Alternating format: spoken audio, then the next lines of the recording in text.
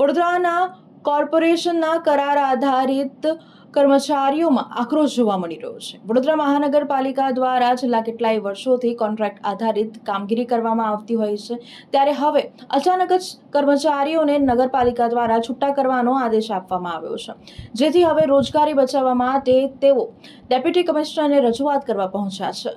વડોદરા મહાનગરપાલિકાના વિવિધ વિભાગોમાં વર્ષોથી કોન્ટ્રાક્ટ આધારિત સેવાઓ આપતા કેટલાક કર્મચારીઓ આજે કોર્પોરેશન કચેરી ખાતે એકત્રિત થયા હતા. કર્મચારીઓનું કહેવું છે કે તેઓ છેલ્લા 8 થી 9 વર્ષથી શહેરના વિવિધ વિભાગોમાં કામગીરી કરી રહ્યા છે, છતાં હવે તેમની નોકરી જોખમમાં મુકાઈ છે.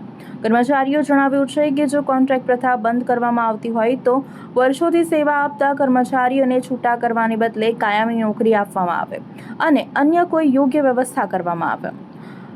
આંદોલનકારી કર્મચારીઓના જણાવ્યા મુજબ આશરે 75 થી 80 પરિવારોની રોજીરોટી આ નોકરી સાથે જોડાયેલી છે. કર્મચારીઓએ ડેપ્યુટી કમિશનરને લેખિતમાં રજૂઆત કરી તેમની વ્યવસ્થાનો હકારાત્મક ઉકેલ લાવવાની માંગ કરી છે. હાલ તંત્ર સમક્ષ પોતાની માંગણીઓ રજૂ કર્યા બાદ કર્મચારીઓ હવે કોર્પોરેશનના નિર્ણય ઉપર નજર રાખી રહ્યા છે. મારું નામ કિંજલ વ્યાસ છે. અમે લોકો વીએમસીમાં બોર્ડમાં કામ કરીએ છીએ કેશ તરીકેનું. છેલ્લા અમે લોકો 9-10 વર્ષથી કામ કરીએ છીએ અને અચાનક 20 દિવસ પહેલાં અમને કહી દીધું કે તમારે છૂટા થવાનું છે. એજન્સીવાળાએ હાથ અદ્ધર કરી દીધા છે. વીએમસી કોઈ જવાબ આપતું નથી. હવે અમે 9-10 વર્ષથી ક્યાં હવે અમે નોકરી શોધવા જવાના છે. શું કીધું આજે એવું કીધું છે કે વીએમસીવાળાએ ના નથી પાડી. અમે લોકો પ્રયત્ન કરીએ છીએ આટલા બધા જણને છૂટા નહીં થવા દઈએ.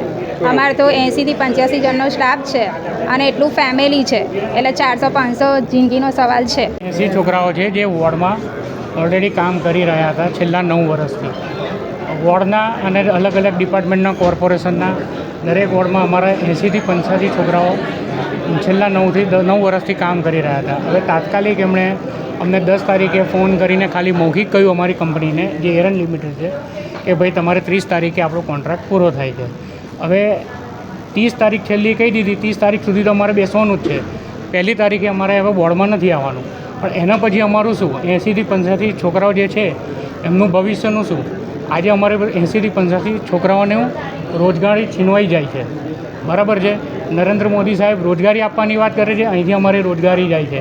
અમારી એરન કંપની કે એક્સિસ બેંક એ બી અમારા સપોર્ટમાં નથી. અમે કોઈ બી સવાલ કરીએ છીએ તે કે તમારો લુકઆઉટ નથી, અમારો કોન્ટ્રાક્ટ પૂરો, તમે પૂરા. અમે કોઈ રોજગારી આપવા બંધાયેલા નથી. કોર્પોરેશનમાં બી અમને કોઈ બી જાતનો સપોર્ટ આપવા નથી.